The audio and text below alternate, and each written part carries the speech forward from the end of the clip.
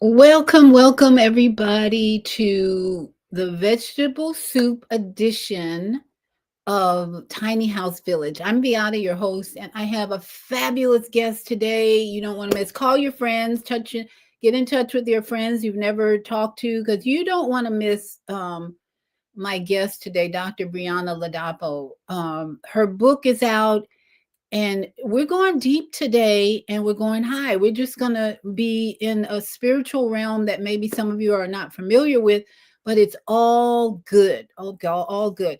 So let's welcome the Tiny House Village first, and then we're going to come right back to my guest.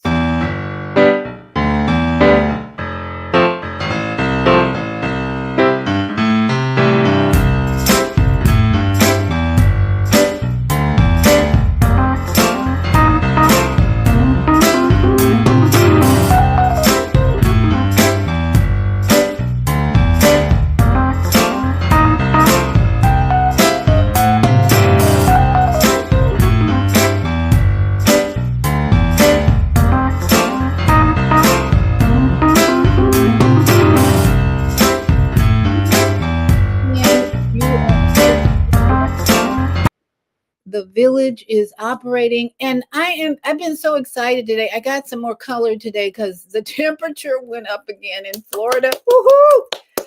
I ran and got my shorts, got my tank top, and I walked like with the monks. I'm walking with the monks, and if you haven't noticed, I'm wearing the monk colors today.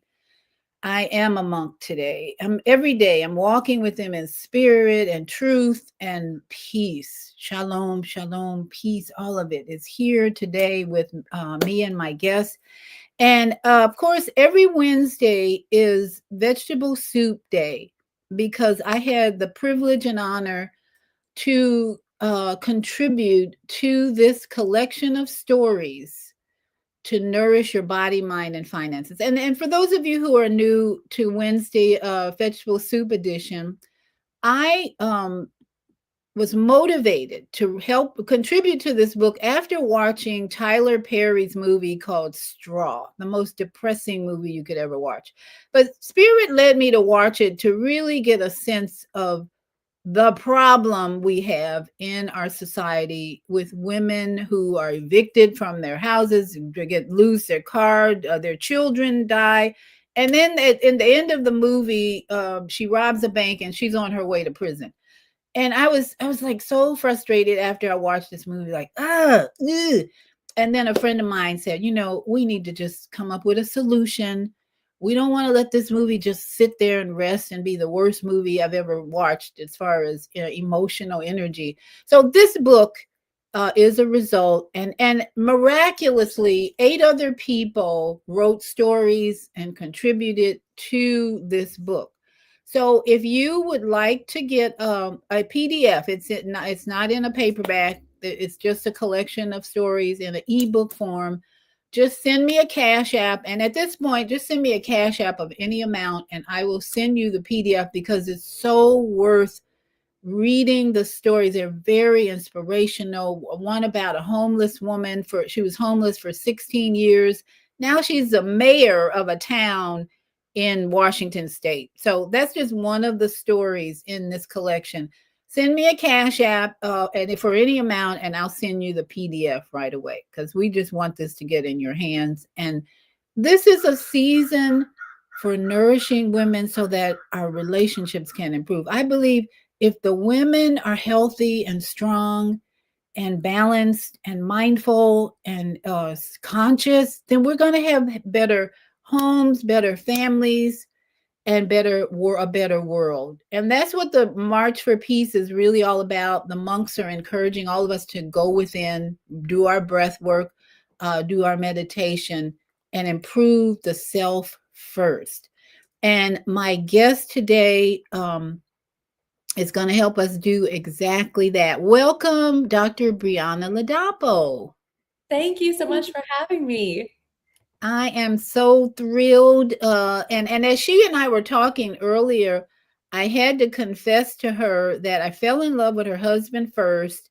And then Spirit led me to see her on my Facebook page. And I thought, wow, this couple is so dynamic.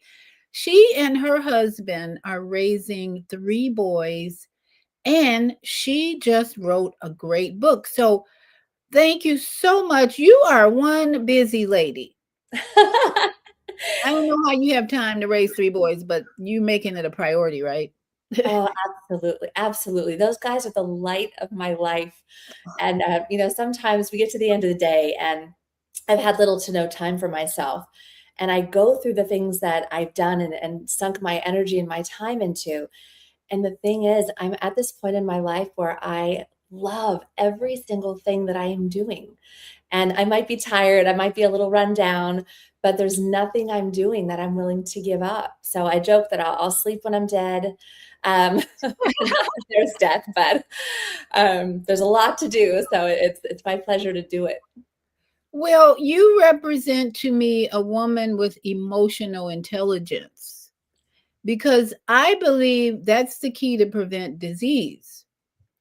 After all my experience and the journey I've been on with my sister and her breast cancer, I came to the conclusion it's emotional intelligence that will prevent you from getting any disease because your pH level is more alkaline when you have that, and your emotions are very alkaline. And so, anyway, you represent that to me. And so, please, I'm going to let you share with our audience a little bit about yourself, and so we can get to know you as this phenomenal woman that you are. Thank you. Well, first, I completely agree with you. As a naturopath, I've come to believe that every physical ailment that we get is simply a manifestation of what's going on at a soul level. So unhealed trauma, stress, sometimes we call it strama, which unfortunately everybody has. And at this point, we're dealing with at least 7 generations of unhealed trauma and everyone walking the earth. And I think that's the work a lot of us are here to do, right? Not just deal with our own trauma, but unravel that of our entire ancestral line, which is quite a gift since we're working toward ascension here. So um, I'll back up for a moment and talk about my childhood, which is part of this story that I write in my book and what led me here. So I was born into a family that was essentially at war with each other over religion from the day I was born. Hmm. My father's side was fundamentalist Roman Catholic, and my mother's side was fundamentalist Protestant, to the extent that the church she grew up in believed that their singular congregation was going to heaven and everybody else was going to hell, including other Protestants. So, Wow. yes, a very rigid, dogmatic belief system. And then here I come, and I was the kind of kid who was seeing angels and hearing the voice of the divine and had no idea that was a little bit unusual. So I was sharing my experience with my family. And from their perspective, they thought it was satanic. So they told me those what I call gifts, those qualities were from the devil, and that I must have done something to deserve this. I needed to repent. I needed to essentially squash it. And you want your family to love you, right? These are the people who are supposed to love you unconditionally. Were So you an only child? no, I have a younger sister. Okay, so two of you Yeah, in this great household. yeah. And the moment that I started to actively deny my intuition, the darkness found me, and I ended up on a very long, very dark path. And I drew a lot of bad things to me, lots of violence, lots of sexual assault, lots of dark relationships. And it took me a long time to really be willing to check in with my intuition again and listen to that voice and really honor myself and get back on track. It was a long, ugly journey, but boy, did I learn. I learned quite a lot. And in my book, I talk more about what that looked like and what happened and how I got out of it. But ultimately, one of the things, actually, I should say that I left my family knowing that I needed a lot of help. I knew I needed to heal. I knew I needed to solve, really resolve all this darkness that I had accumulated, but I didn't quite know how. So, I looked everywhere. I traveled. I studied every religion I could get my hands on in an attempt to understand what my family and what they were seeing that I didn't and what had happened. I did all kinds of self-help style programs like Landmark and Avatar and really anything I could find, traditional therapy even. And though I felt I learned something from each experience that I've carried with me, it was never enough. It was never, it seemed to only bring the trauma and the suffering to the surface, but then it didn't go anywhere. And it wasn't until, one of the important things I did was meet the man who's now my husband, because that helped shake me out of my reverie. Because anyone who's ever been in an intimate relationship knows that your partner is the best mirror there is, except for perhaps your kids, right? Right. These people in your life really show you where you have trauma that is yet to be healed.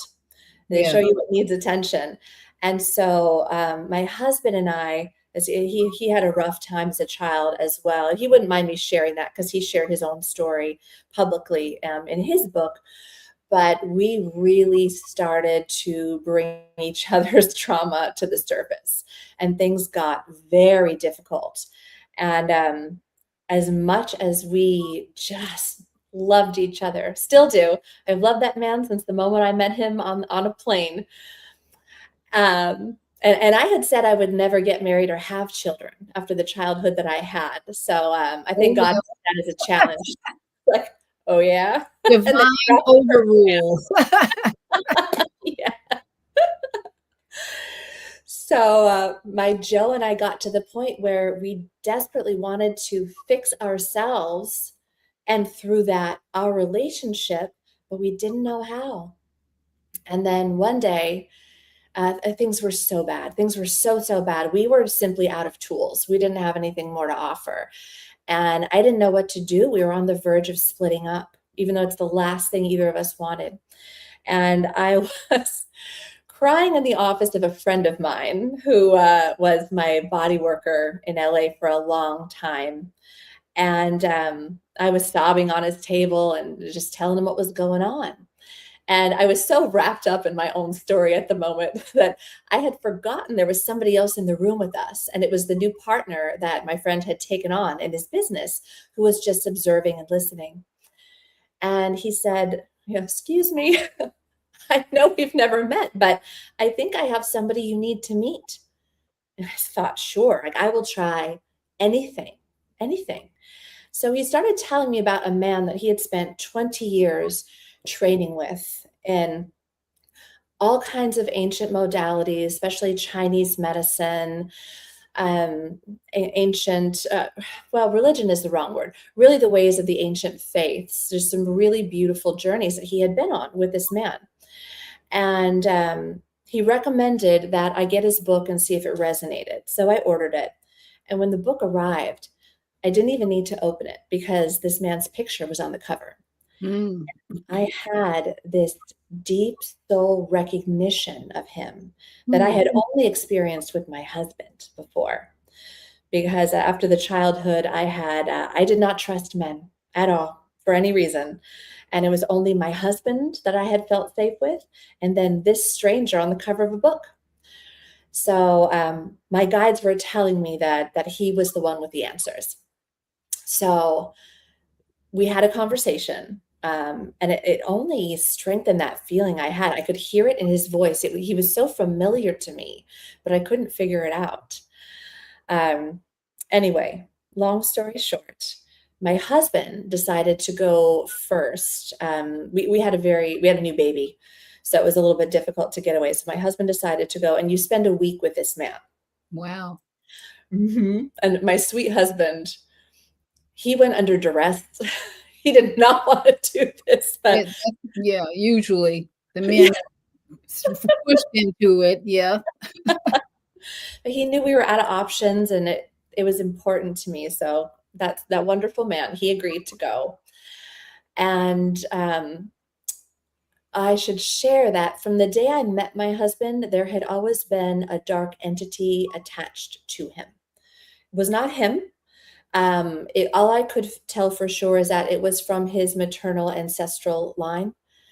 And it was like a shadow. It was always, always there clinging to him. And this went on for many years. So he goes to see this healer. His name is Christopher. And the first day he comes home, I notice that there's something about him has shifted a bit. There's nothing spectacularly new going on, but he felt different and more accessible. And the following morning, when I woke up, he was on the floor playing with her kids, and he was laughing. And I realized, like, wow, he never laughs. He had been through quite a lot when we met, so he was very, very serious. And so I was watching him roll around on the floor like a little kid, and I couldn't believe it, but I kept it to myself because I didn't want to scare him. So then he continues to go visit this healer. And by Wednesday, the whites of his eyes were so bright. I felt like I'd never seen his eyes before. It's like someone had turned on a light inside of him. And other things were shifting too, but that really, really struck me. And then by Friday, it was like he had finally stepped in to who he really is at a soul level. He shed so much of the darkness. That shadow entity was gone. It had detached. This was years ago now, and I haven't seen it since. It left him. And I really couldn't believe it. I felt like the man that I had always sensed was finally coming out to play in the world. And I thought, okay, I got to get my butt over there. I don't know what this guy's doing, but I want some of that. Me too.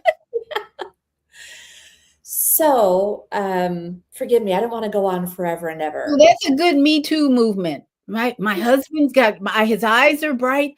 He's changed. Me too. I want to go. I want to go. I love this story. I love this story. And then you go. What happens to you now? Oh my goodness. So the first day I got there, I walked, and Christopher's office, excuse me, is in a beautiful building right on the ocean in Los Angeles. So I walked in the building, and I went up, took the elevator, and knocked on his door. And when he opened the door, we both stood there staring at each other for what felt like an eternity, because my soul recognized him, and he clearly recognized me. And I still hadn't figured it out at that point. Eventually I did. But needless to say, we have a very long past life history. Wow. And he is exactly the person that I needed to find. I think he's the only one who could have helped us, because we really needed, we needed to go deep, because part of my job on this plane at this time, and part of my husband's, is indeed to release all of that intergenerational trauma, to end certain cycles of behavior from my family, certain cycles of addiction on both sides, certain cycles of abuse, so they don't move forward in our bloodlines. But oh goodness, the story of what happened to me that week. I could sit here and probably talk to you for 12 hours just about that one thing. But in a nutshell, Christopher helped me remember how to transmute energy, which I had forgotten in this lifetime that I could do. And for those who don't know, because it was new to me at the time, transmutation is the process of changing energy, because we can never get rid of it, right? Energy is ever present. It never goes away, but you can change it. You can change it from dark, heavy, low vibrational energy that does not serve anybody into beautiful, divine, bright, high vibrational energy that serves everybody. And so, and we did a lot of other things too. We did a lot of body work, because trauma certainly lives in the tissue. The body keeps the score, right? And we did a lot of other things. But if I had to pick the thing that was most profound, it was really learning how to transmute what was living inside of me that was in my way of my mission here, who I really am at a soul level, and what I came to do. And my life really changed that week. It was intense and difficult, but it was profoundly transformational in a way that I really didn't know was possible, Because so often we go this like the therapy model or the workshop model, which is all great. There's nothing wrong with that, but it tends to take a really long time to deliver rather limited results. But with this approach, you change immediately, profoundly, and permanently. Now, did you sense some of this was from a past life, or were you able? Okay, so you did. That's what I was thinking. A lot of it, actually. I've had visions my whole life. Another thing that I didn't know was unusual until I started telling my family about it when I was little. Big mistake. But I've always had visions, and some some were incredibly simple, and I think I may have only had them to prove to me that I could trust what I was seeing. For Mm-hmm. example, when I was really little, I could only have been 5 or 6 because of where we were living at the time. I had a vision that we had pulled up to our local fruit stand in this very, very small town. There was literally one stoplight and a pizza place. This was not a big town. And we had pulled up to the fruit stand, and right next to us in the parking lot was a bright purple truck with flames painted on it. Hmm. This is not the kind of thing you would have seen in Temecula, California in the 1980s. Okay. Okay. But the very next day, my mother took us to the fruit stand, and sure enough, right next to us, there was that truck. Hmm. And I just thought, huh, okay. And that, I was really young, so that taught me, okay, if I see it in my head, I can trust it because I'm being given information. And of course, that expanded profoundly over the years, but I learned young to trust what I was being shown. And now, obviously, I'm much older. And the interesting thing is, every single vision I've ever had has come to pass. Most of them not the next day, like that one. Sometimes it takes months or even years, but every single one of them has ultimately been fulfilled, which is interesting. But during that process with Christopher, I had probably thousands of visions of past lives, rapid fire, quicker than I could keep up. I can't even remember them all. And at the time, he was really digging into areas of my body that were holding an immense amount of trauma. I didn't know how much till he started releasing it, which was not fun, but I would do it again 1,000 times because the payoff, the freedom you get is incredible. But there were times where he would release something physically, and I would see almost like a movie reel in front of my eyes, all the experiences in the past that had created that particular level of trauma, and they were releasing at that moment. The not fun part is that I got to feel every one of those, whether it was a death or abuse or profound pain in some other regard. I got to feel every single one of them all over again as it left. But when it released permanently. So a peace came over you, I would imagine. So, is this kind of like Reiki in healing therapy? No, I mean, there's certainly an energetic component, but in this, so he uses a lot of different modalities, and my experience was very different from my husband's. So he goes wherever you need him to go. So your experience might look totally different from mine. But for mine, we did a lot of hands-on body work. There's one technique in Chinese medicine called Majing, where you really use your body like the heels of your hands or the heels of your feet, sometimes knees, elbows, or feet, to dig into these organ systems that are holding trauma. And oh, it's intense. I've had 3 very large boys, and this was a lot more painful. but but release is equal in measure. The profound joy and freedom and light that comes in fills all those spaces where the trauma was sitting and paralyzing you. Is It's just a more beautiful experience than I think English has the words to really convey. But oh, it's magic because you don't, when you're carrying the trauma, you don't necessarily realize the space it's taking up, whether it's, in your heart or your lungs or your kidneys or your liver, or what it's doing to you until it's gone. I noticed on your book, Dr. Northrup did the forward. That's another connection we have.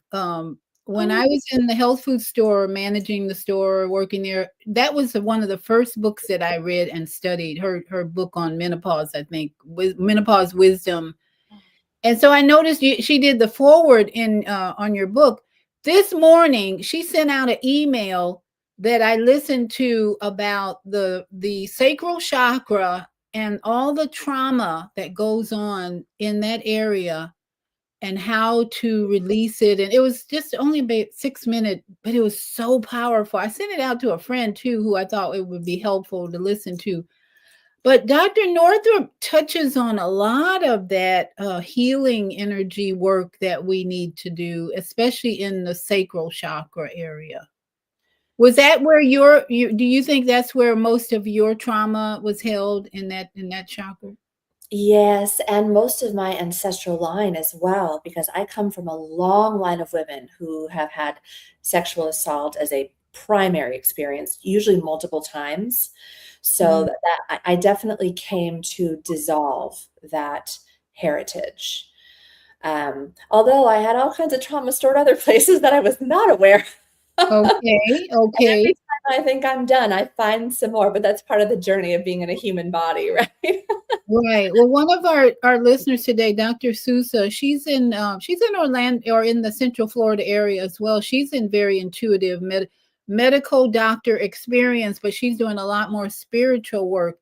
And she shares that you transmute all negative energies in the last, what is that? Last of unconditional life uh over of creator, I think life over creator, I think she's saying. Does that resonate with you as well? It absolutely does. Yeah. Absolutely does.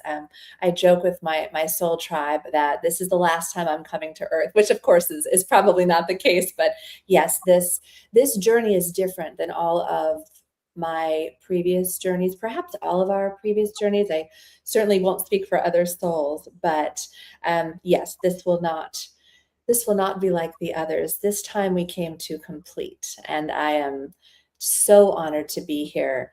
And real quick, I've got to tell you about Dr. Northrup, who I love. I just Oh absolutely. yeah.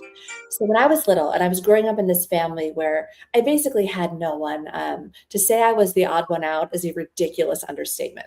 Like I Okay. was this strange alien child. They were like, "What is this?" So I really had nobody, and I grew up in this little tiny town. I didn't have anyone to talk to or anyone who understood. So I mostly found my escape in books and nature. And somehow I got my hands on her book, Women's Bodies, Women's Wisdom. And reading it, it was just amazing for me because it was the first time I had seen someone else detail experiences like I was having. And it was the first time that I thought, well, maybe I'm not crazy. Maybe this is real and maybe it means something. And so I still have that copy to this day. I've toted that book around with me for years. And I have just loved and admired her from afar. And I always thought of her as my fairy godmother. Never in a million years that I think I'd get to meet her. So Yeah. the funny thing happened when I was putting my book together and we were in the final stages and we were putting together who was going to write the forward and the afterward and do the cover art and all that kind of thing. And in my mind, I'm thinking, okay, my dream forward would be from Dr. Northrup, but I pretty much kept that to myself. So that very day, I was in my car driving, and a dear friend of mine called and she said, "Oh, I'm not calling for any reason, but if I think of you 3 times, I have to call you." So we just started chatting. And I told her where I was going. And it turned out where she was going was to throw an event for Dr. Northrup. And I Wow. thought, I hear my guides like nudging, nudging, say, "Okay, this is your divine synchronicity. Ask the question." That's right. I was like, "I love her so much. Is there any chance you'd introduce me?" And less than an hour later, I got a call from her on my cell phone. And the moment I heard her voice, she really was that soul sister that I had felt all those years. And we were on the phone forever. And now I'm blessed to call her a dear friend. And I just love her to pieces. Oh, that is so great to hear because I went through COVID with her and you know what that was like. And she was the one warrior that I was like cheering on and they were beating her up and I was cheering on and beating her up. And so especially and then when your husband showed up again, the fear we had to get warriors to come in and help us erase the fear. And she, with Dr. Northup, is definitely a strong warrior. Even to this day, she's still fighting for everything that needs to, not fighting. She is just representing light at this point. And she's got to be at least, what, in her 70s? I And think it's hard to tell. She looks amazing, so I don't yeah, know. she does. But just still out there shining her light. I'll just say she's still shining her light. So kudos that you heard the call and said, yeah, this is going to happen. And I can't wait to read your book, to even just read her forward that would introduce us to this emerging from darkness, that really a spiritual memoir especially is so needed right now, in my opinion. Not just a story being told, what happened, this is but the lessons.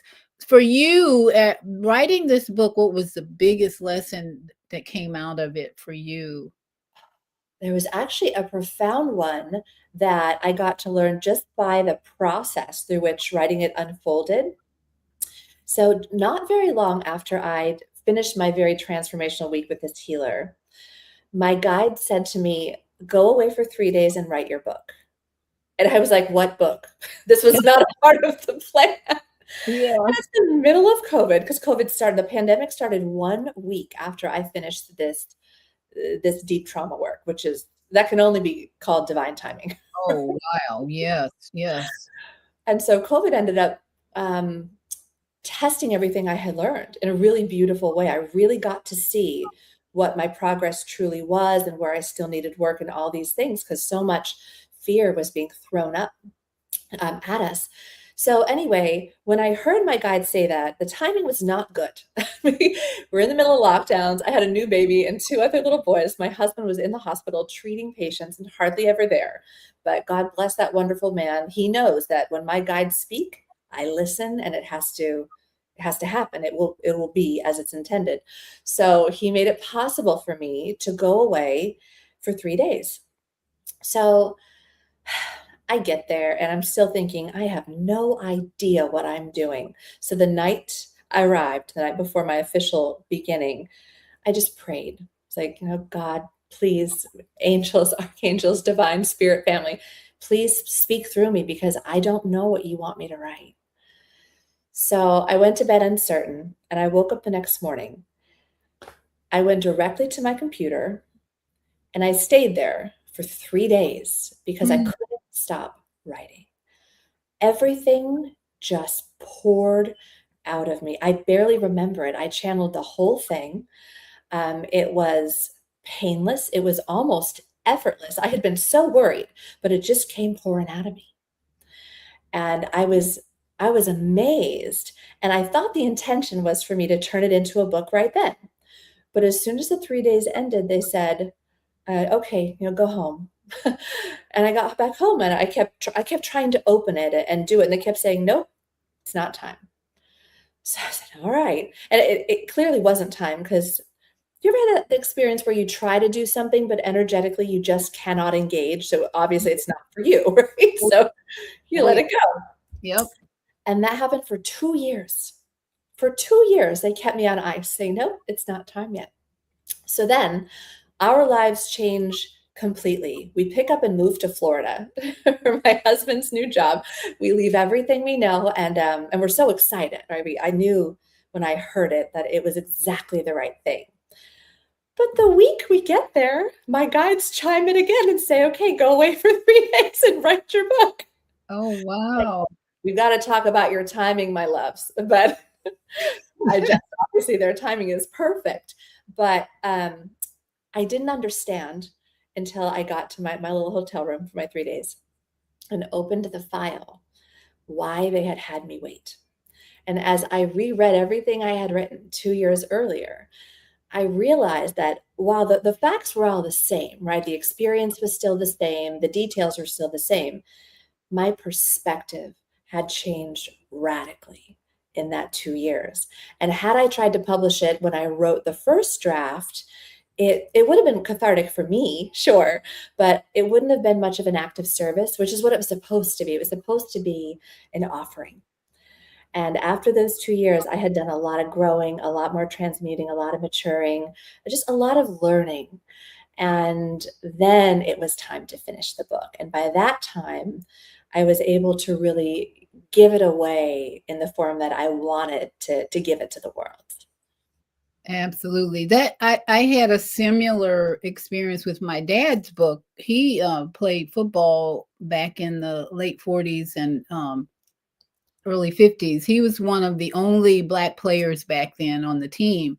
So I was really trying to get all that history out. And 6 years later, I wanted to get it out right away, like you. I wanted to finish it. I wrote it, finish it, and then I realized there were other things that needed to be added, historical points. And the day that it was finally done and ready, and the book came back, was the same day the movie Concussions came out with Will Smith talking about CTE, which is what I wrote about in my dad's book, because football was his love in the beginning. And I added into the book the men who suffered with CTE and concussions and all that. So the day that it came out was the day that the movie came out about concussions. And the book, I think, in some ways, the book was more popular with the crowds that I was speaking to about it because they had seen the movie. Oh, And that's so, yeah, beautiful. Divine synchronicity. writing is just a really meditative and big lesson for us when you're putting that work out. And it's quite an exercise in faith. And that's a lesson I didn't anticipate, because I had been writing one way or another my whole life, because it was one of the ways I processed what I was feeling. But I had never tackled a book, but well, a non-academic book anyway, before. And oh goodness, it was a profound experience. And it changed my relationship to my own story, because by the time I published it, it wasn't about me at all. And I had moved from still being a little bit angry and a little bit sad about what I experienced into profound gratitude that I had had this opportunity to learn and now share, so that hopefully others won't suffer that way. Which that delights me. I mean, that was reason enough for the trip to Earth right there. Isn't that the evolution journey that we're here to take, that we move from the trauma, the darkness to gratitude? Absolutely. So Absolutely. Yeah. I'm glad to hear that was the most profound lesson for you in that whole book writing process, because so many people are stuck right now. Speak to us a little bit about what we're seeing right now with especially the housing situation, where people are living in their cars, living in storage units, living in tents. The homeless are being moved out. And so people are at an all-time low in their emotions, sadness, hopelessness. And that's why we're going to talk about a little bit about this walk for peace, of what it's doing for people. But as a therapist, as an intuitive, what do you see as some of the solutions for these people who are feeling really hopeless? Well, first, I want people to understand that what we're experiencing right now, and the reason things feel and look and are so dark at the moment.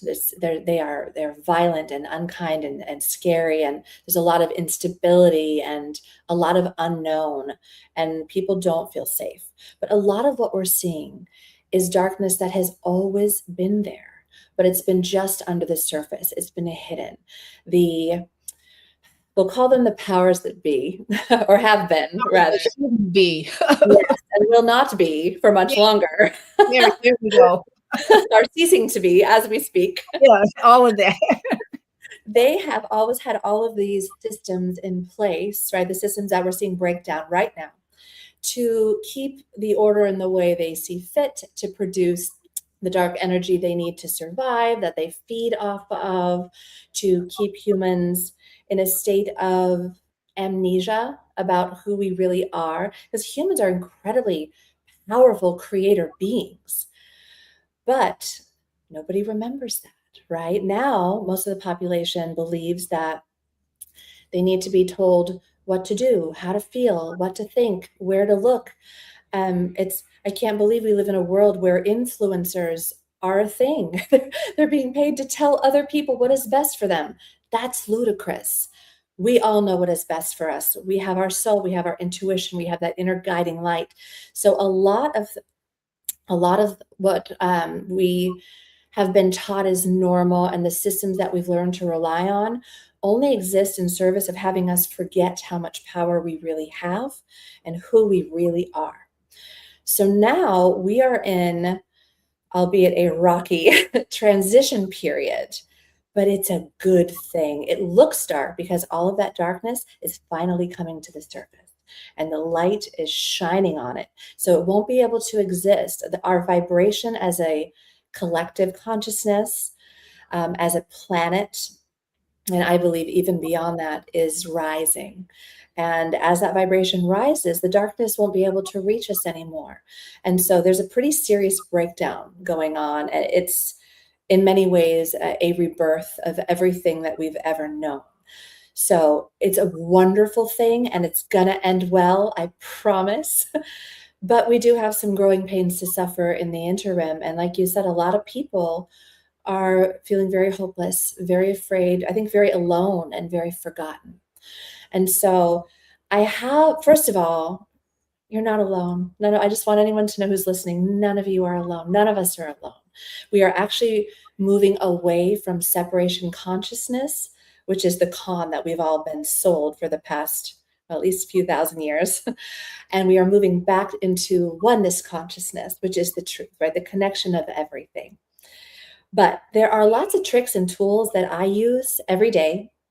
In fact, I write about them in detail in the last section of my book. I list out every single thing. And none of these things require lots of money, time, expertise. They're just ways you can shift, things you can focus on, and practices you can undertake that will dramatically help. And it will probably surprise no one who's listening to this to hear that one of them is meditation. Meditation, I think for so many people, is a scary word because there are all these ideas about what it is and what it should be and should look like and has to be. But truly, meditation is any moment of stillness that you can give yourself to really connect with your own intuition and the divine. So it can be 5 minutes with your feet in the sand staring at the ocean. It can be cooking. It can be tuning in while humming your favorite song. It can look like anything, but it's so important to allow yourself to have enough stillness and silence to hear what your gut is telling you or what your guides are telling you. I talk a lot about really being careful what you consume. And of course, we need to be careful what we put into our bodies in terms of like the food, the water, the things that we actually eat and drink, because sadly, everything is so compromised. We really have to be mindful about where we source everything. But beyond that, we got to watch what we consume with our bodies and minds, or I'm sorry, our minds and our spirits, because one of the tools that I believe the darkness has used to keep us all distracted, helpless, and hopeless is far too much media, too much news, too much TV, too much, just too much, too much. There's never any time to just stop and be silent and be still, because we're hooked into this 24-hour news cycle. We're on our phone all the time. We got the news on all the time. We're on social media all the time. And what happens is if we are not stopping to really ground into our reality, then before you know it, you end up with this false reality, this alternate reality. And that's where you can be manipulated and not even realize it.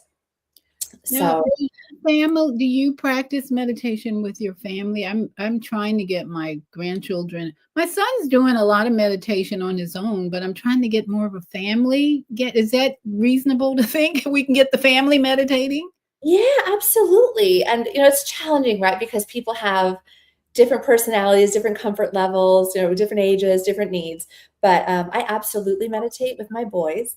My husband meditates. We meditate together. It's difficult to get all five of us in a room just because of the nature of what he does in the world. But yeah, we do. And sometimes It looks like us just going to the beach together and being in silence while we absorb the sun and watch the waves and focus on gratitude. So it's not necessarily anything fancy. Sometimes Joe and I will enter a meditation very purposefully together to solve a problem, either on behalf of ourselves or somebody else. So it has many forms, but yeah, we certainly do. And while this isn't strictly meditating, one of the things I do with my kids every single day, in fact, it's just part of our schedule. It's part of our homeschool. It's part of what we do. Um, each of us has a list of things that we know we need in order to be okay, to be conscious, to be focused, to be present, to be kind, and to feel whole. And for example, one of my sons really desperately needs alone time several hours a day. He is extraordinarily sensitive, can't handle most other people's energy, and it will spin him out if he absorbs so much that he can't separate it from his own. So and showers help him too, just washing it away. So those two things are part of Well, his now, how every. old is he? He's 9. That's my grandson. You Oh, just described my grandson.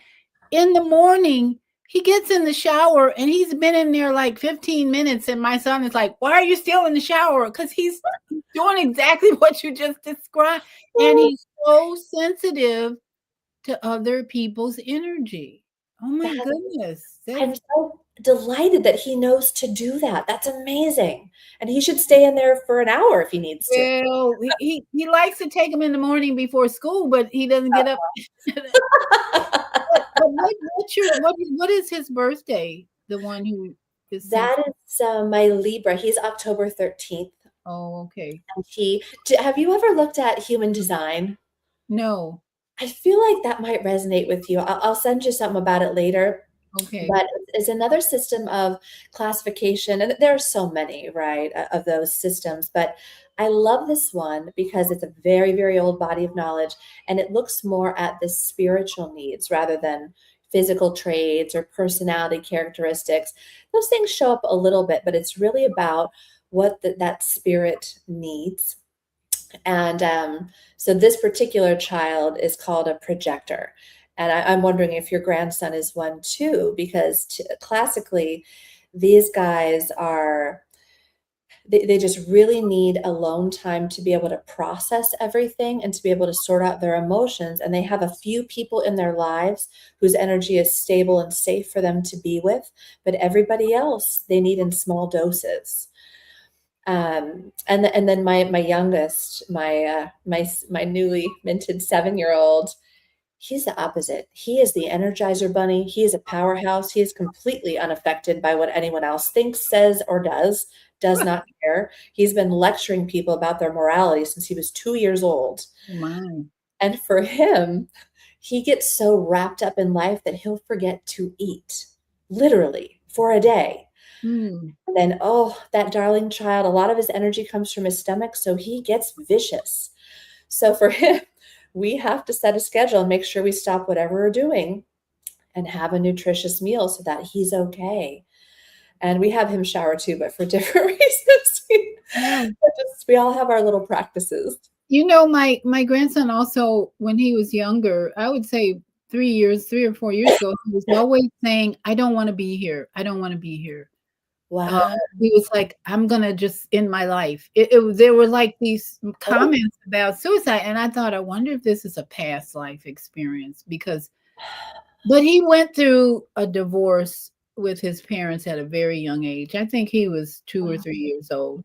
And so I think that really affected him more than. And have you found that in families there, when there is a divorce, that the children sometimes display emotions that are pretty extreme sometimes?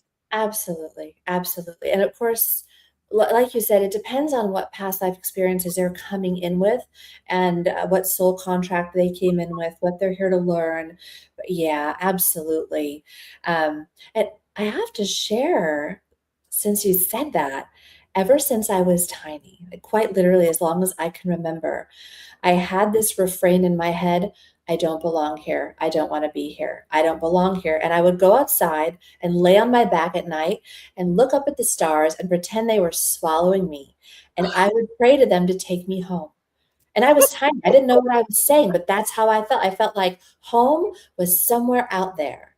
And it took me many years to realize that I chose to come here. I chose to have this journey, and I'm here for a reason, but I'm not of the earth, right? None of us really are. So I think he probably has a profound connection to the divine and understood somewhere, even at that age, that this was not his his origination or the last stop on the train. But He I did hope. something really interesting the other day. He came home. He said something really bad to his soccer coach. He told him, he said, "I hate you," and then he told him he was gay or something like that. So he runs into the house, and I'm coming out of my house, and he's putting on his hoodie, and it's like 50 degrees or outside, really cold. He jumps on the trampoline and gets into a yoga pose. I'm like, what the hell is wrong with him? Because he told me he hated yoga.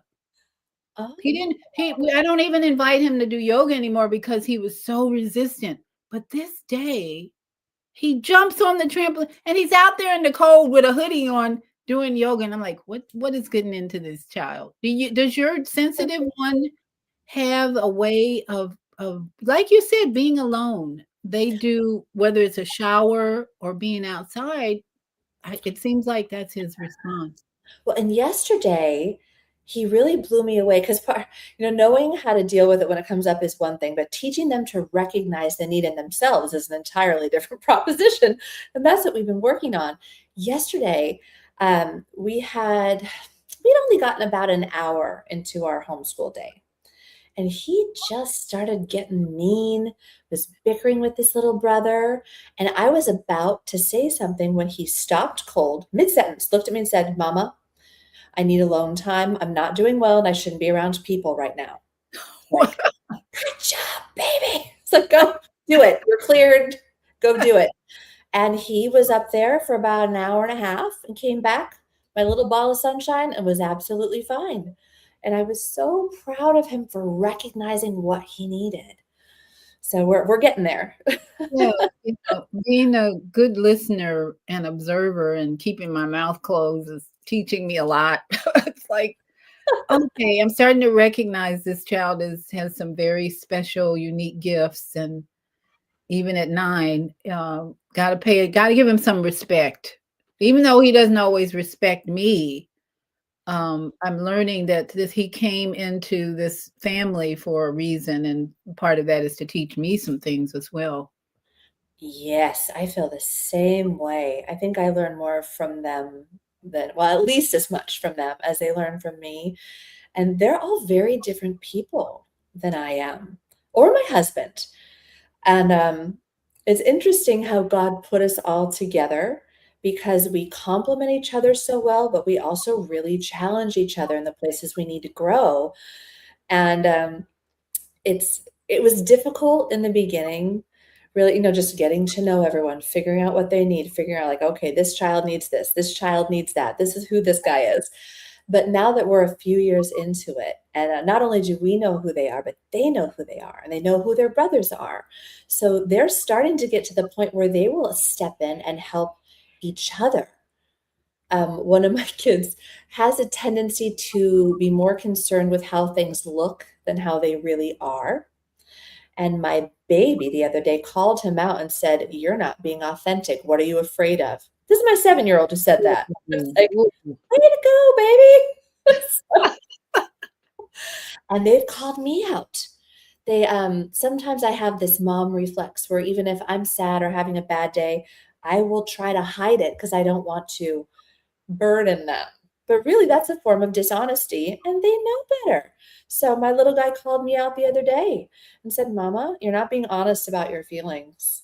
Whoa, Absolutely whoa, whoa, right. that's huge. Well, I want to ask you, and you can tell me if you don't really want to talk about it.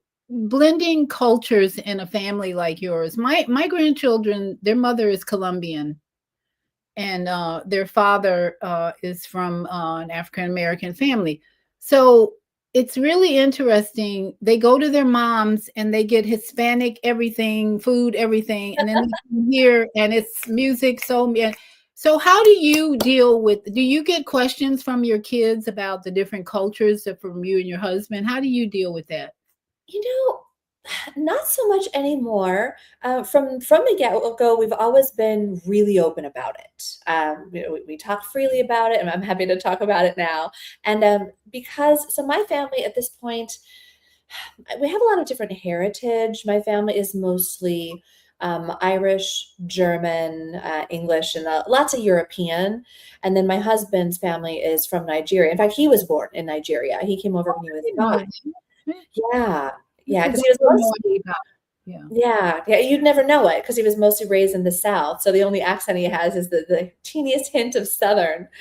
But sure enough, all these things do show up, and part of what we talk about with our kids is why different people and different groups of people adapt differently, have different needs, how epigenetics plays a role in how we process everything from food to trauma. And so it's actually come up more in the context of that conversation, because my husband and I have very different relationships to things like time. Time is a good example. My heritage and my family is very, very rigid about time. So I'm usually early and I'm a little prickly about it sometimes, or I used to be anyway. My husband and his family are the opposite. It's a rolling suggestion. It might be 4 hours from now. The first time I ever visited him in Boston, I missed my plane. He was like, "It's fine. You'll be fine." And I'm like, we really had to learn that there's a personality difference. There's a Yeah. cultural difference. There's a difference it's just different. So we stopped making each other wrong for being on opposite ends of the spectrum and Right. figured out like, oh, wow, well, it actually makes a lot of sense that I adapted this way and you adapted that way. So we just talk about it. And we all love all the food. We all love all the music. We actually have really embraced both sides. In fact, one of the things we started doing during the lockdowns was we'd pick a different country or principality every week and create a whole theme day. So we'd cook around it. We'd learn the traditional dances. We'd watch like we would just really dive in. So I'd like to think that my kids are interested in all cultures and love it and just hold them all dear. But occasionally they'll ask a question, but we're just really open with them about it. That's so funny because you've heard of CPT. My husband informed me, yes. Yeah, that's what you described. That's why I thought that was so hilarious because the way you were describing was so perfect. It was just perfect. And yeah, we have to laugh about it, I think, because I have friends. I have one friend in particular. She's always very it's very important that people be on time. And people are not on time in her life. So she gets a little irritated. Why aren't people on time? What's with this? And I'm like, it's a cultural thing because it happens in mostly Hispanic and Black communities. And then there are just other communities don't care or whatever. And then like your family, wait, what's wrong? Why aren't you here? You're 5 minutes late. It's like I used to tell it's funny thing is my husband's from Pittsburgh. He's very dark skinned from Pittsburgh. He's very much on time person. And when he would criticize me for not being on time, I would say, "We're not going to a wedding. What's your problem? It's not a wedding." The only thing I would insist we be on time was a wedding. We want to see the bride. Be going somewhere else. Now he worked for the airlines, and I realized it was very important to be on time when we were traveling. So that's when I kind of adjusted to, yeah, we better be on time. But he would want to be there an hour before the plane left. So we had to balance things out. That's so funny. I actually like to be there even longer before the plane leaves because I don't know, I like to walk around to get my bearings. And there's no good reason for it. It just makes me comfortable. And my Okay. husband hates that, does not see the need, wants to wait till the very last minute, even if that means the plane is left. So now we have an agreement. If Right. a plane or like a movie, if it's something with a really hard fixed time. We have to Exactly. be on time, and I build an hour extra into what I tell him. So if we need to be there at noon, I tell him we got to be there by 11, and usually we make it. If Yes, it's that's not, right. if it's a barbecue or it's something casual, I agree not to get all crazy and just calm down and go with the flow so as not to give my children a complex. And we talk to our kids about like, this is my approach, this is daddy's approach. This is us working it out together and compromise. Yeah. I'm so glad you all have healthy conversations about everything, it sounds like.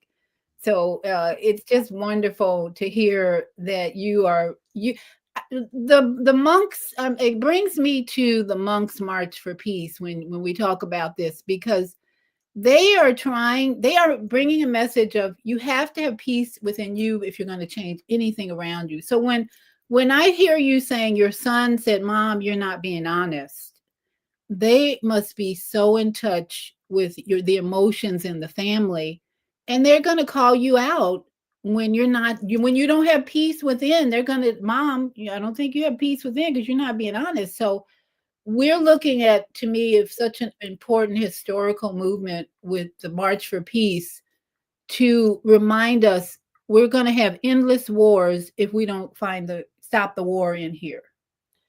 Yes, absolutely. And so I'm glad that you're starting first. You and your husband, I don't think even realized how important it was for you to get the healing first. It went initially, right? But now that you have three boys, wow, what a difference that you are not fighting each other and arguing and have conflict, and that the three boys have a chance to have develop what I say emotional intelligence because they're watching their parents. I'm so grateful everything played out the way it did, and then we got to do that. And the interesting thing is, when we met that healer and did that work, we had a newborn, and then we had a toddler. But my eldest son he would have been about first grade at the time. And so he had to live with us the longest when we were still very much ensconced in our trauma, living in fight or flight, and all of that. And he is now approaching teenagehood. And we had noticed, especially over the last year, that as he's really moving into that phase where he's becoming truly his own person, is thinking independently, and is naturally pushing away a bit, we are seeing some of our old patterns pop Mm. up through him. So actually, just a few weeks ago, we had our wonderful Christopher, who's now an incredibly dear friend. He's family at this point. He worked with our eldest son and helped remove some of the imprints that clearly he had gotten from me and from Joe. And the great thing about kids is that it's so much easier to work on them, right? They're so much more malleable. The trauma is usually much fresher. So it didn't take much at all, but it was almost like peeling a layer of an onion. And even my son was able to recognize, oh, wow, that thing that I was carrying wasn't mine. Wow. That's right. Wow. So I Yeah. think it's so important that we are all obligated to do our own trauma work. We have to clear everything that is ours to clear, because the alternative is continuing to pay it forward and saddle future generations with it. And that model doesn't work anymore. We're moving toward ascension as a collective consciousness. So it's very important that we all do our work. Absolutely. I'm so grateful for that analysis, that we all do our work. And for those of you who are not watching the March for Peace, that's what it's all about, doing the work. These 19 men are marching in hail, sleet, snow, sun, and showing us the work that it's going to take to bring peace within first, because it's all really about having peace within, the breath work, and the mindfulness. They talk about the monkey mind a Yes. lot, and putting down, they call your phone your lover.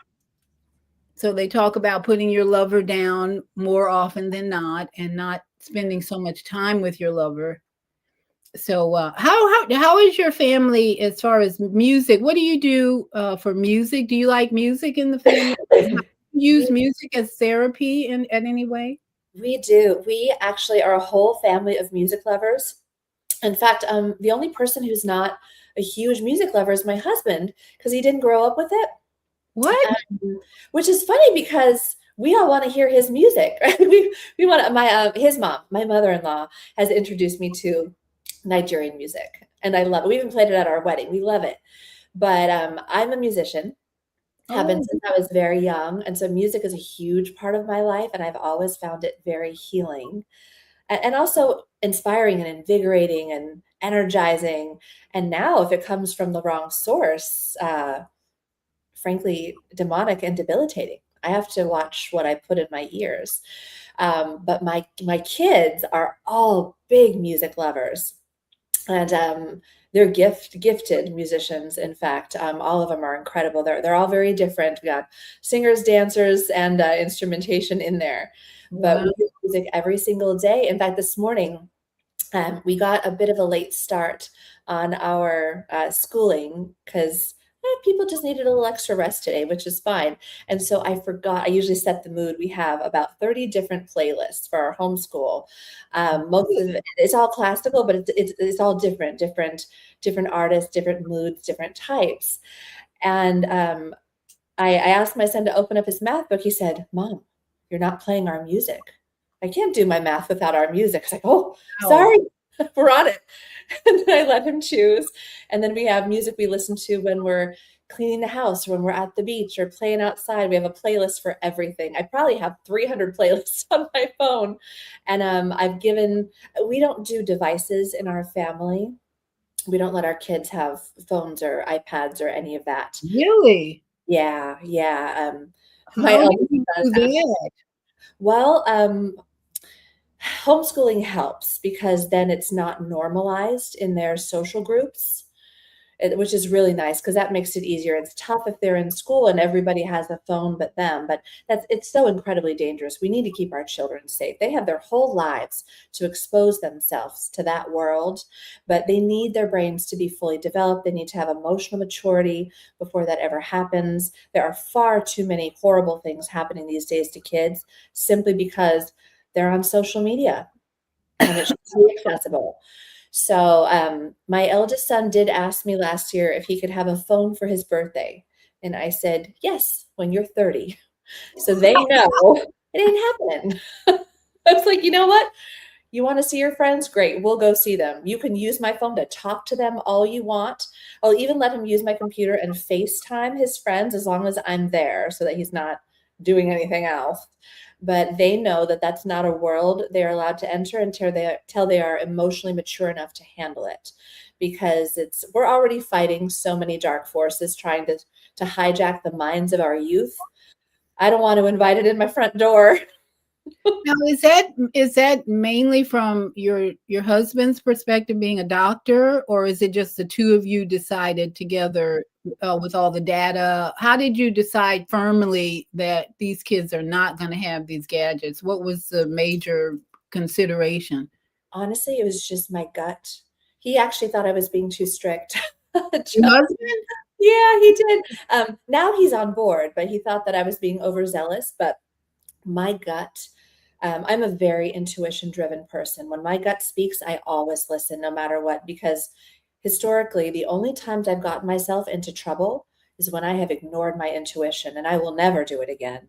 So my gut very strongly was telling me, do not expose your kids to this. You cannot undo the damage this will do.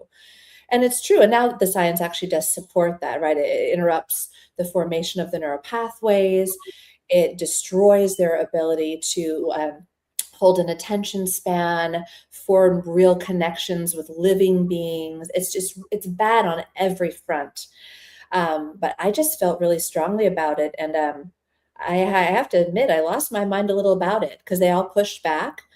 But every now and then, my gut is so unequivocal about something that I will fight it tooth and nail. And this was one of those things. My guides were telling me, you do not want to do this to your kids. You'll regret it. So that was that. And now years later, he's like, you know what, babe, you were right. So what does your 9-year-old do for therapy? Like, not my grandson uses that tablet for as a drug, really. That's exactly what I'm afraid of because it is addictive, right? It activates the same dopamine centers in the brain that drugs do, or gambling, or what have you. So, so my 9-year-old, This kid is the most amazing engineer. So Oh, he loves, and they're all avid readers. All four, or all three of them have been reading since they are 4. They're amazing readers. And but this kid loves to build. So we have lots of Legos. He loves robots. And I get them these subscriptions for STEM kits. So once a month they'll get a cool kit to build something. And it's part of our school too. But when I first ordered from this robotics company, they made a mistake and they sent my then 8-year-old the adult robot kit. And it was this very complicated kit to build a fully functional, automatic, like, crazy robot with a remote control. And it arrived, I opened it, and I was like, "Oh, babe, I'm so sorry. They made a mistake. I'll have to send this back." And he grabbed it and he said, "Mom, I can build that." I said, wow. "Are you sure?" I'm thinking, "No way." He said, "I can build that." I said, "Okay." So I gave it to him. And nowadays, because everything is online, they had a QR code with a video. And I said, "Look, you can build this, but I'm not letting you, you're not going online. You're not watching the video. Can you do it with just the instructions?" He said, "Yes." So I gave Mm, him the booklet. It said it should take about 3 hours. This child came back 30 minutes later with a fully functional robot. wow. So needless to say, we kept that subscription. Um, so that's what he does. He reads or builds. That's his happy place. Okay, well, that makes perfect sense. Yeah, you got to distract them with something other than the tablet and the phone and all that. So, what about sports? Are you guys into sports? Yeah, yeah. My eldest is an incredible tennis player. My grandpa was a tennis player, and I think my son's got it in the blood because he is a natural, and he's 6'3" at 12 years old. By the way, he's a Oh, giant. So, oh, husband's tall though too. How old is your husband? he's 6'4". Okay, well, he's going to surpass him. Wow. Oh yeah, maybe this year. Yeah. I have to ask him to get my dishes and stuff that I can't reach. Wow, that's great though. And no basketball? He doesn't want to play basketball? So funny. I know we'd love for him to, but he just doesn't like it, which is Okay. hilarious. No one plays basketball. My middle guy plays football, and my youngest plays soccer. But I know all these tall people and no basketball. My husband played basketball. Right, right. He would. Yeah. Oh, that's great. So how can people get where do they get your book? What let me put that in the in the Oh, comment. most anywhere books are sold, you can certainly get it from my website, which is just my name, briannaladapo.com. And there you can find my book and my Substack and most of my media. You can also reach out to me personally. And then my book is also on places like Amazon and Barnes and Noble and things like that. Okay. And so they just go to Amazon. Yes. Is this your first book? It's my first non-academic book. It's the first one anybody would want to read. Everything else before that was just academics. But yeah, yes, the hopefully not my last. Okay. Although my guides strike again, I had started my second book, and then my guides directed me to put it out on Substack instead. So after not writing for a little while, just because we were grappling with so many real life things, my guides had me start a Substack last fall, and now that's where a lot of my writing is coming out for whoever is interested. So I'm sure I will still end up writing another book, but it seemed there was some urgency to get certain things out in the world. So now they are. So if anyone enjoys my book, please find my Substack because I'm really putting my heart into it. Okay. And just go to I'm just getting into Substack. Dr. Northrup is always sending people to her Substack and I haven't joined yet, but just go look for your name uh Yeah, at Substack. So it's yeah, usually by name. yes. Oh, Mine is, yeah. It will come up. Yeah, hers is great too, by the way, which I know will not surprise you. Hers is terrific. oh, I know. I just my budget's so tight. I when she comes on, she had 3 emails before 7 this morning. I opened up my phone and she had 1, 2, 3, and so I listened to one, which was really. I listened to it twice. It was about the the sacral chakra and vaginal everything, and it was just amazing. I'm like, whoa! And it was only 6 minutes, and I thought I don't need Substack. It's really nice to have these quick messages, and then she sends emails about a message of wisdom, a minute of wisdom. That's enough for me because It's we're, amazing. like you said, we're being bombarded with, to me, too much information. Yeah. How do you handle that? Especially when these ads, every time you open up Facebook, there's an ad for something you need. I don't need anything, but how do we resist that temptation to just buy and keep reacting to things that we don't need to react to, really?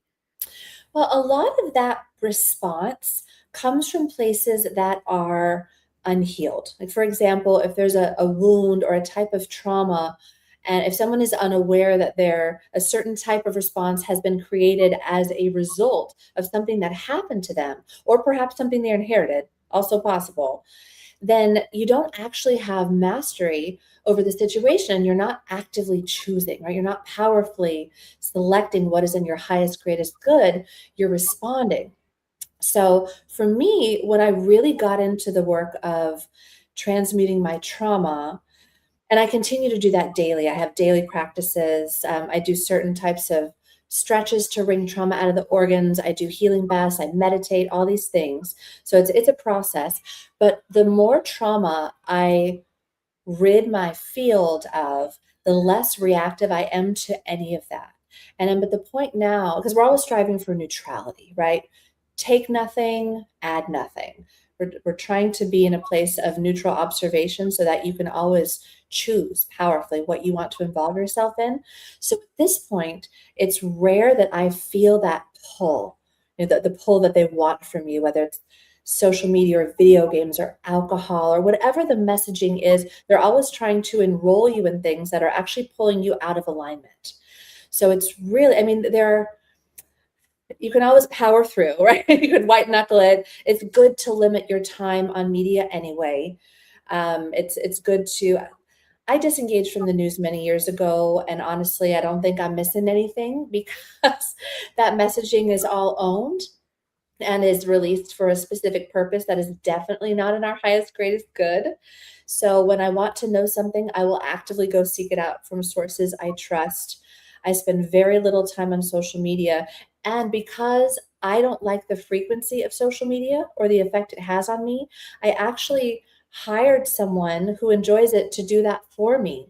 So I send her my material and she runs other things by me that she thinks I might like, but she does the posting and the scrolling so that all I have to do is interact with people, because that's the piece I do enjoy. So I think it's really about dealing with the trauma that's creating that vulnerability, but also just like with my friends of mine who have asked, even just setting small limits can help. Like canceling a subscription like a Netflix or an Amazon, or just cutting down on the amount of noise, not allowing yourself to have the news on in the background while you're home, because your home should be peaceful. And if that frequency is coming in, it's not going to be peaceful. Or for people who do enjoy social media, set a timer, allow yourself 40 minutes or whatever it is, and definitely don't do it too close to the times that you need to rest and rejuvenate, like bedtime or meditation or whatever those sacred times are for you. So for me, it's about healing the damage and then drawing the boundaries and just deciding, okay, I'll participate this much for this long and then I'm done. Well, I really appreciate that advice because I think I'm in transition to just letting go of all the media stuff and the information. But I spend a lot of time on YouTube educating myself. I really enjoy document. They have actually some really good movies on YouTube. So I'm glad my son has the YouTube premium and he put me on as a family member. So that was one thing I was really happy about. I don't have to pay for a premium. Yeah, but you're right about eliminating these influences from your life that are not helping you evolve. Really, we're here to evolve. So So, any final words for us as we move in more into 2026? I mean, we're starting out with a bang with the walk for peace. This is the walk for peace to me is just so significant to help people find peace within. This is the focus. If you haven't, or if you're not watching anything else, watch the walk, follow the monks on the walk. They have a great talk every day at their lunch stops, and then they're just walk, walk, walk, walk, walk all day long. When it got really cold here in Florida, was it this week or the first day it was really cold? I watched the monks, and you know what I did? I bundled up and I went walking. I didn't care, even Good though for the you. temperature I was love in 30s or 40s, I'm walking anyway. And it felt good. It really felt good because I was in mindfulness mode, breathing, work, not if my feet hurt, my legs hurt, my face, whatever. I was just keep breathing, keep breathing.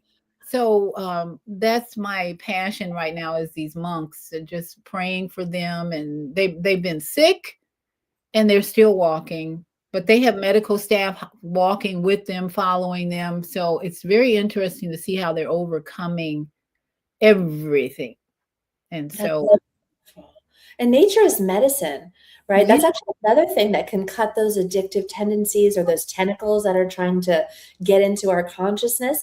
If you just drop that and go out in nature, that alone makes the biggest difference. I finally put a grounding pad under my mattress a while Oh, back, and that actually made a huge difference for me too, because then the moment I am in bed or anywhere near the bed, I am already starting to ground, and it changes the frequency of the experience and really sets the stage for true rejuvenation and deep healing.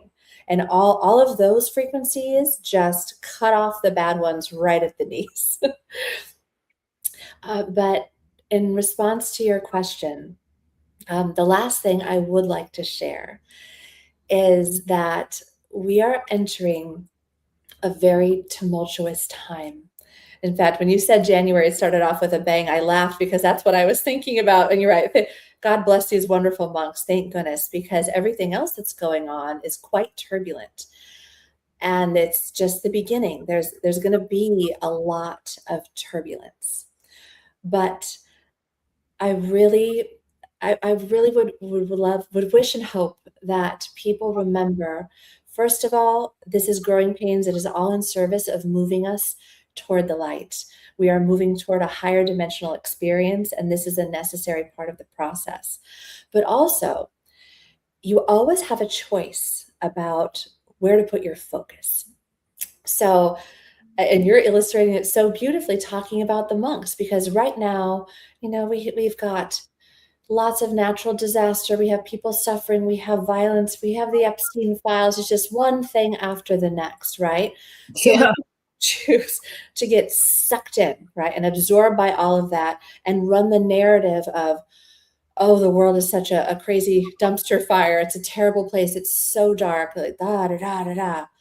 Or we can shift our focus to something like these beautiful souls, these monks, who, in the midst of all that same information and experience, are choosing to hold the space for peace. They are being the light. And like you said, in sickness and health and nasty weather, they're walking. They are out there showing up, doing what they can to demonstrate what's possible. And we all get to make that choice every day.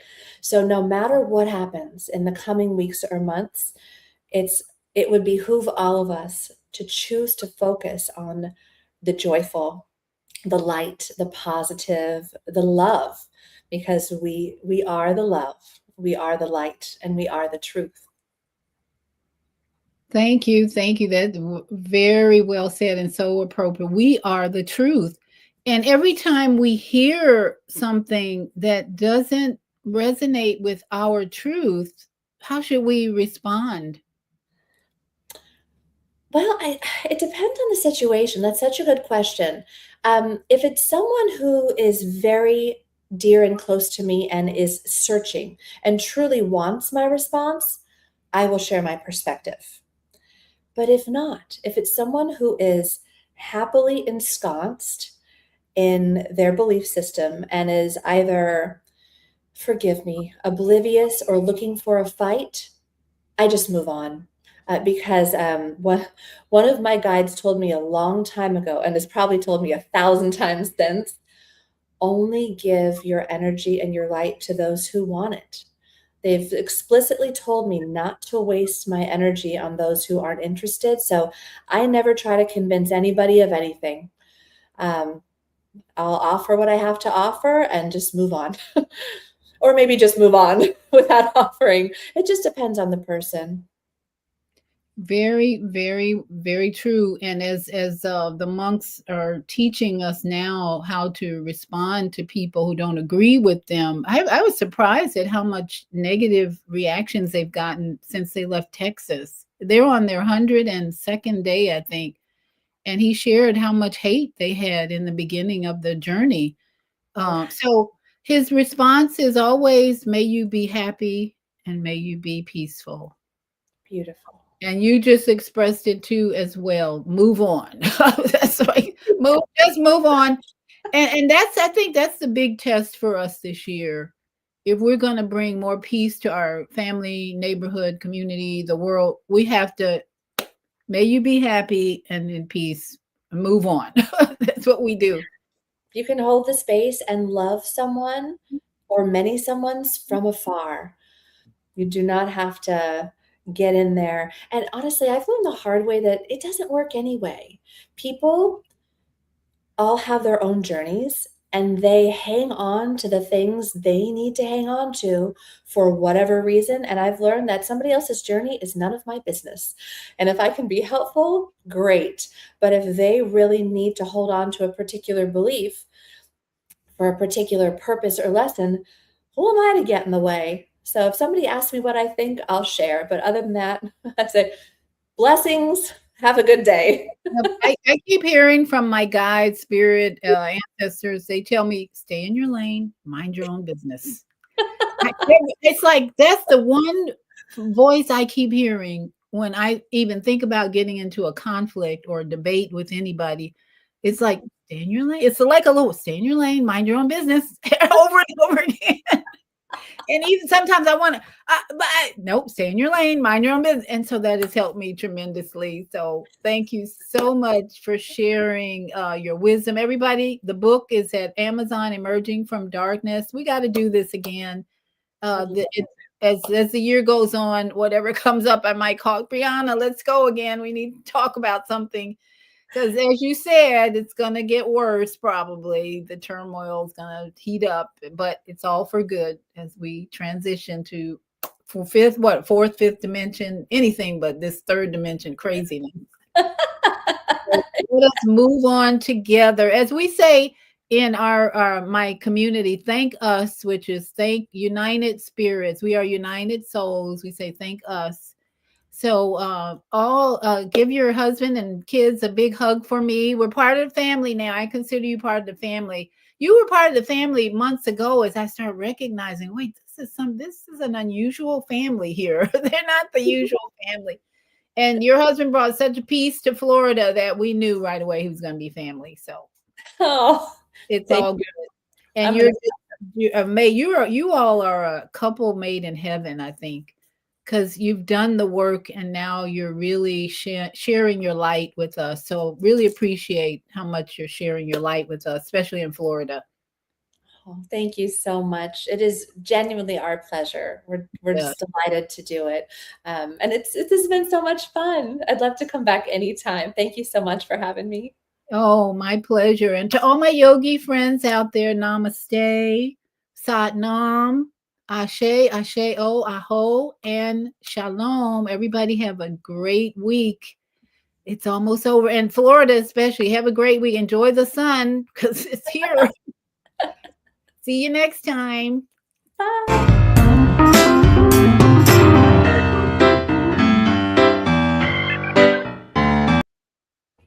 Oh, here we go.